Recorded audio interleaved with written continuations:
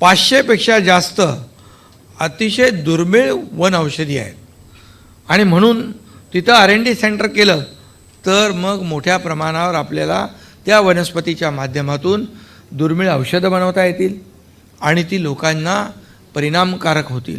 आणि म्हणून मी गावी जात असतो. माझ्या गावी फळांपासून फुलांपासून सगळं अगदी तुम्हाला मी सांगेन की अगदी काजू आंबा फणस हे तर साधं आहे, परंतु आवाकडूपासून रक्तचंदनापासून अगदी मी आता सफरचंदाची लागवड पण केलेली आहे आणि त्याची झाडं पण मोठी झालेली आहेत. म्हणजे बघा स्ट्रॉबेरी वगैरे सगळं आहे. म्हणून मी गावी जात असतो. गावी गेले की इकडे मीडियामध्ये बातमी सुरू होते, एकनाथ शिंदे नाराज, एकनाथ शिंदे हेलिकॉप्टरने जाऊन शेती करतात.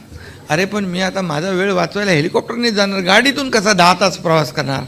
मी तेवढ्या वेळेमध्ये 10,000 फायली सही करतो, फटाफट फटाफट फटाफट.